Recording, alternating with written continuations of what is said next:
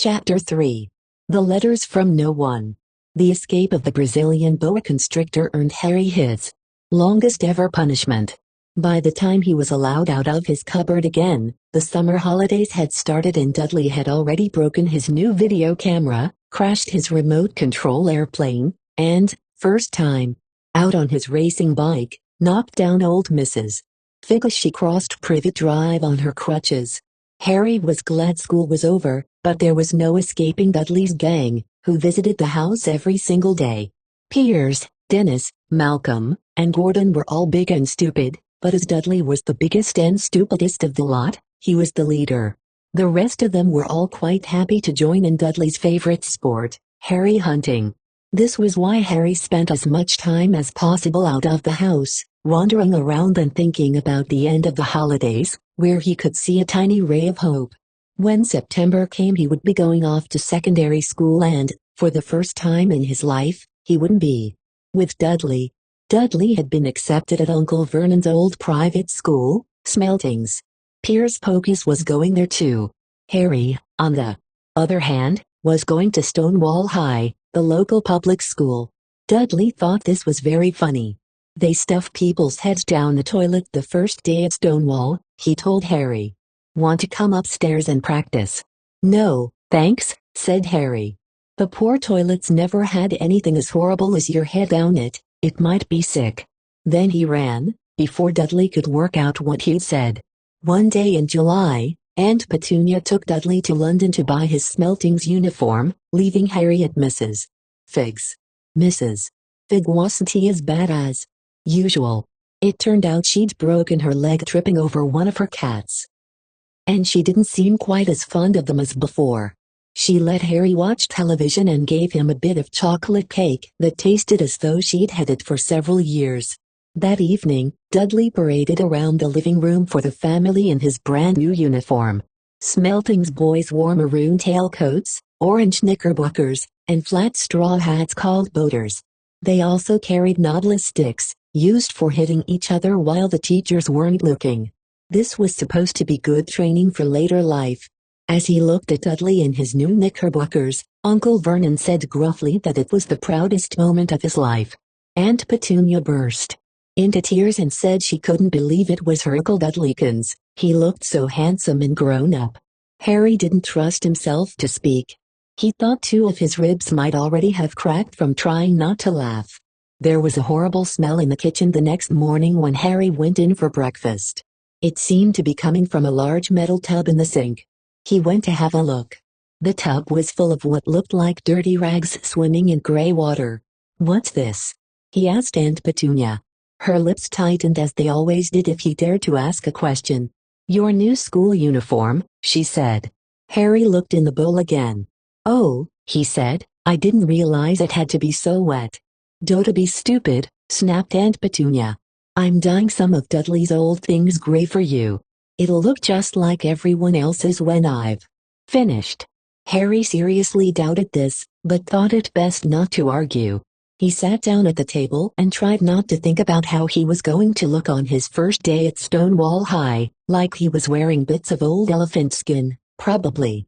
Dudley and Uncle Vernon came in, both with wrinkled noses because of the smell from Harry's new uniform.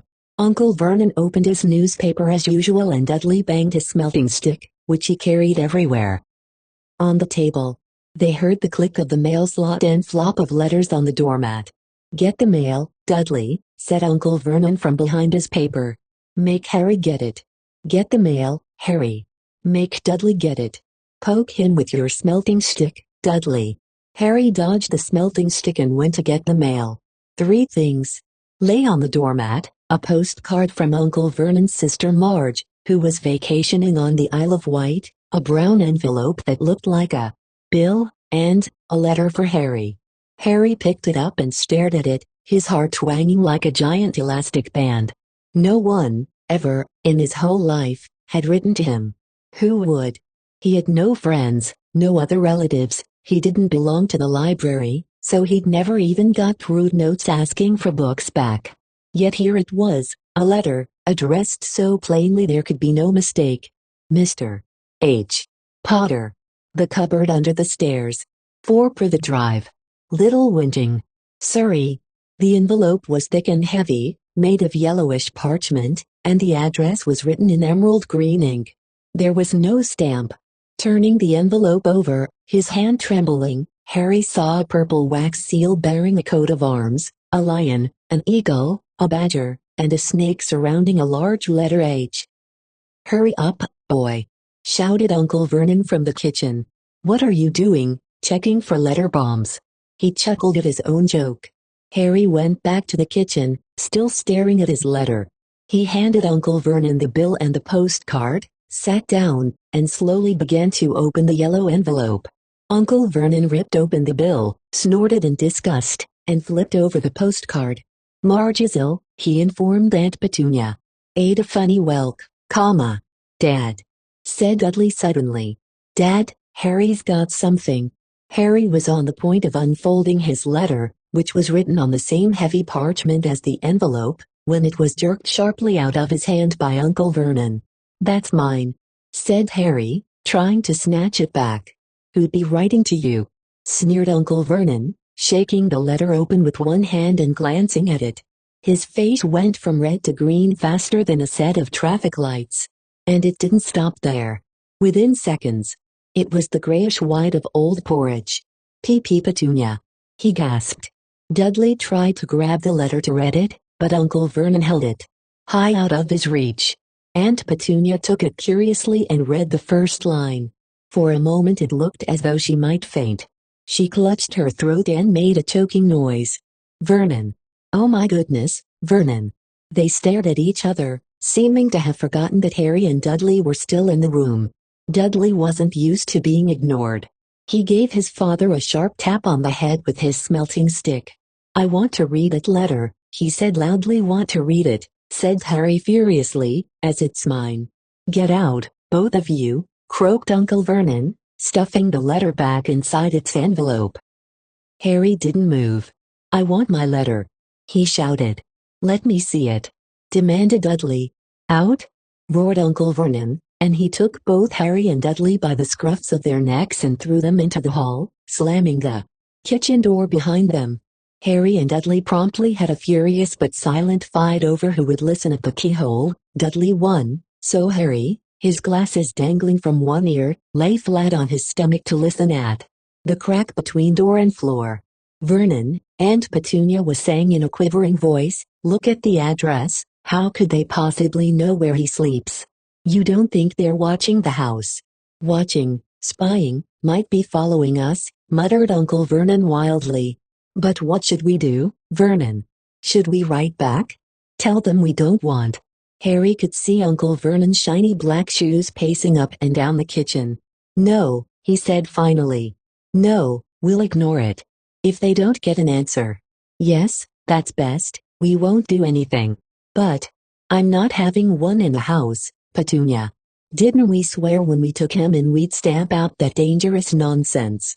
That evening when he got back from work, Uncle Vernon did something he'd never done before. He visited Harry in his cupboard. "Where's my letter?" said Harry, the moment Uncle Vernon had squeezed through the door. "Who's writing to me?" "No one, it was addressed to you by mistake," said Uncle Vernon shortly. "I have burned it." "It was not a mistake," said Harry angrily, "it had my cupboard on it." "Silence!" yelled Uncle Vernon, and a couple of spiders fell from the ceiling. He took a few deep breaths and then forced his face into a smile, which looked quite painful. Yes, Harry, about this cupboard. Your aunt and I have been thinking, you're really getting a bit big for it. We think it might be nice if you moved into Dudley's second bedroom." "Why?" said Harry. "Don't ask questions," snapped his uncle. "Take this stuff upstairs, now." The Dursleys' house had 4 bedrooms, one for Uncle Vernon and Aunt Petunia, one for visitors, usually Uncle Vernon's sister, Marge, one where Dudley slept, and one where Dudley kept all the toys and things that wouldn't fit into his first bedroom. It only took Harry one trip upstairs to move everything he owned from the cupboard to this room. He sat down on the bed and stared around him. Nearly everything in here was broken. The month-old video camera was lying on top of a small, working tank Dudley had once driven over the next-door neighbor's dog. In the corner was Dudley's first ever television set, which he'd put his foot through when his favorite program had been cancelled. There was a large bird cage, which had once held a parrot that Dudley had swapped at school for a real air rifle, which was up on a shelf with the end all bent, because Dudley had sat on it. Other shelves were full of books. They were the only things in the room that looked as though they'd never been touched. From downstairs came the sound of Dudley bawling at his mother, "I don't want him in there. I need that room, make him get out." Harry sighed and stretched out on the bed. Yesterday he'd have given anything to be up here. Today he'd rather be back in his cupboard with that letter than up here without it.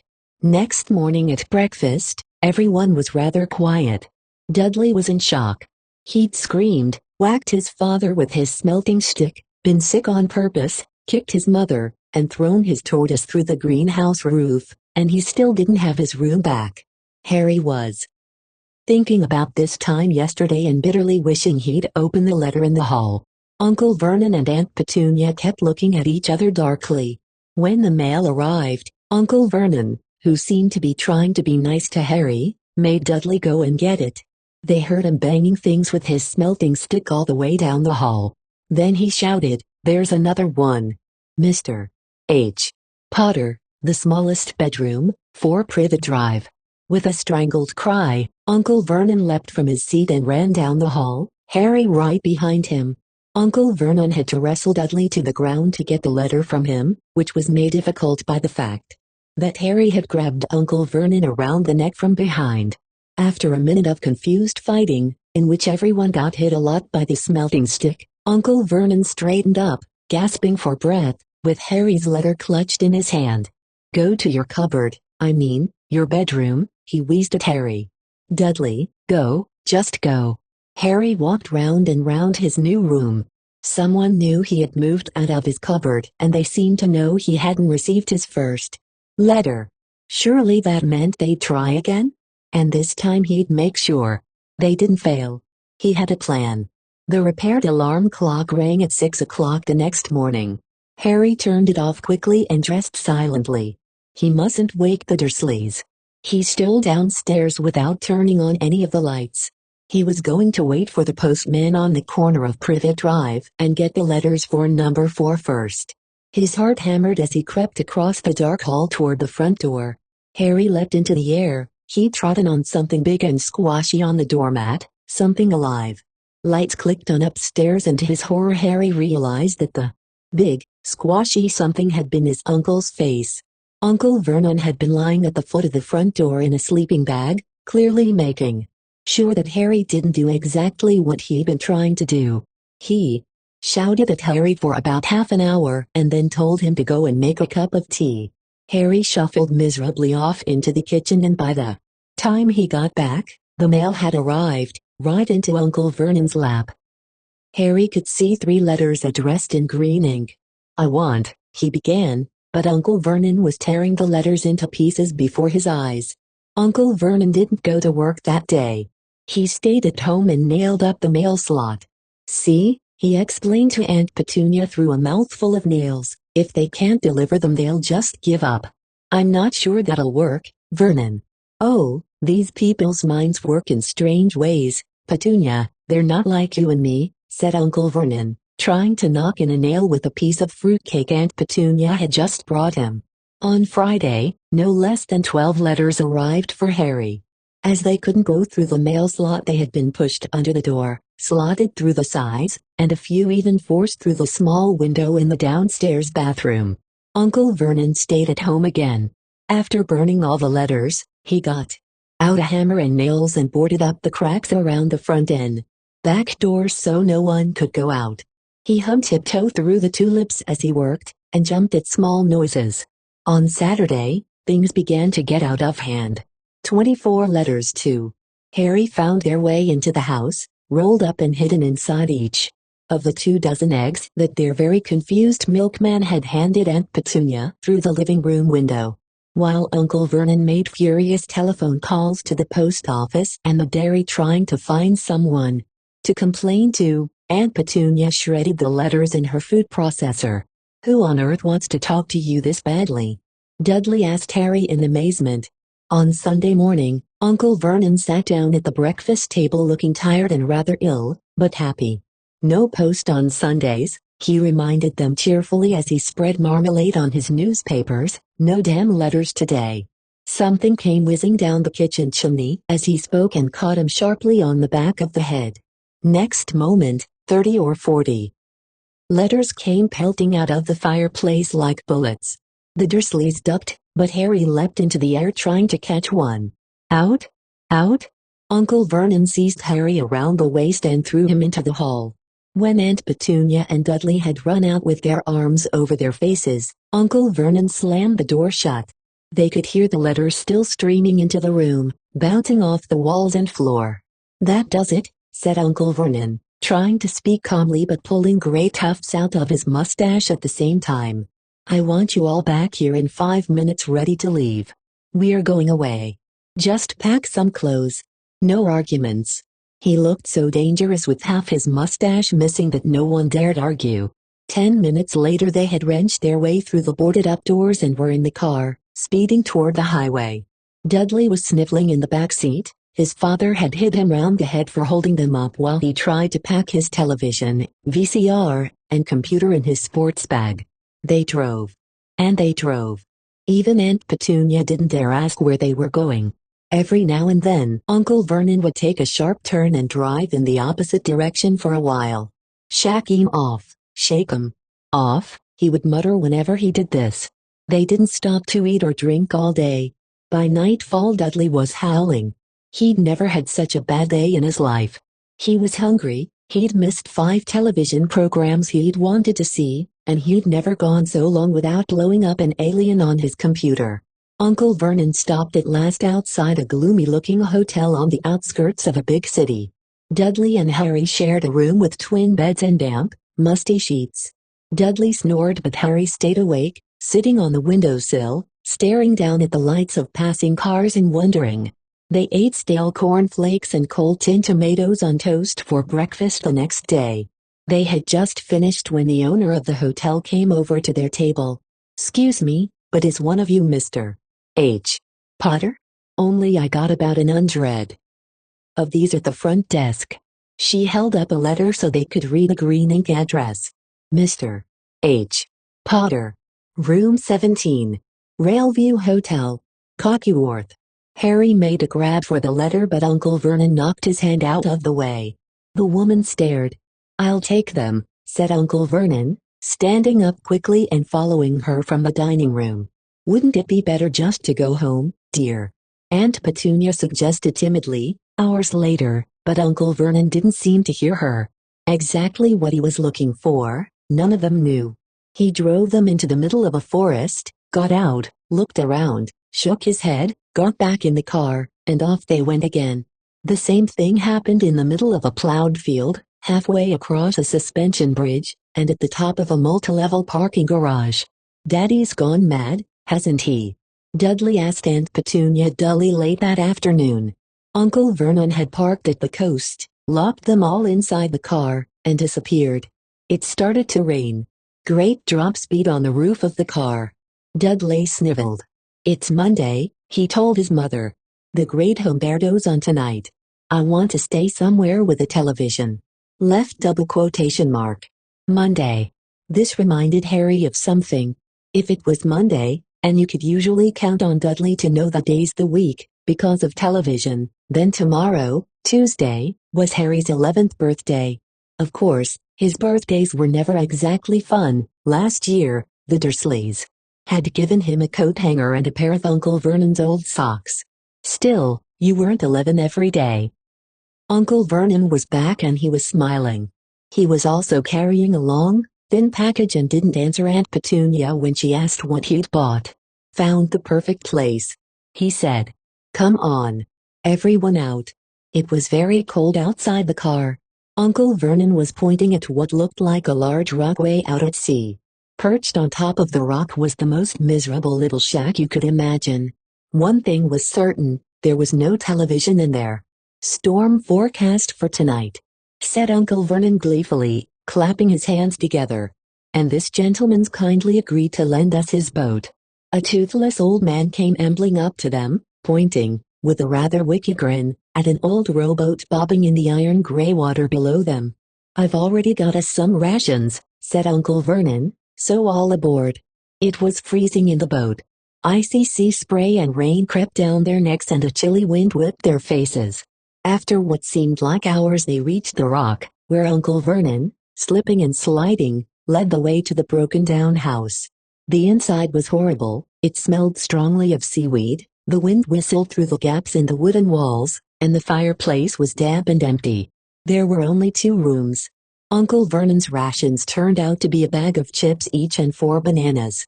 He tried to start a fire but the empty chip bags just smoked and shriveled up. "Could do with some of those letters now, eh?" he said cheerfully. He was in a very good mood. Obviously he thought nobody stood a chance of reaching them here in a storm to deliver mail. Harry privately agreed, though the thought didn't cheer him up at all. As night fell, the promised storm blew up around them. Spray from the high waves splattered the walls of the hut and a fierce wind rattled the filthy windows. Aunt Petunia found a few moldy blankets in the second room and made up a bed for Dudley on the moth-eaten sofa. She and Uncle Vernon went off to the lumpy bed next door, and Harry was left to find the softest bit of floor he could and to curl up under the thinnest, most ragged blanket. The storm raged more and more ferociously as the night went on. Harry couldn't sleep. He shivered and turned over, trying to get comfortable, his stomach rumbling with hunger. Dudley's snores were drowned by the low rolls of thunder that started near midnight. The lighted dial of Dudley's watch, which was dangling over the edge of the sofa on his fat wrist, told Harry he'd be 11 in 10 minutes' time. He lay and watched his birthday tick nearer, wondering if the Dursleys would remember at all, wondering where the letter writer was now. 5 minutes to go. Harry heard something creak outside. He hoped the roof wasn't going to fall in, although he might be warmer if it did. 4 minutes to go. Maybe the house in Privet Drive would be so full of letters when they got back that he'd be able to steal one somehow. 3 minutes to go. Was that the sea, slapping hard on the rock like that? And 2 minutes to go. What was that funny crunching noise? Was the rock crumbling into the sea? 1 minute to go and he'd be 11. 30 seconds, 20, 10, 9, maybe he'd wake Dudley up, just to annoy him. 3, 2, 1. Boom. The whole shack shivered and Harry sat bolt upright, staring at the door. Someone was outside, knocking to come in.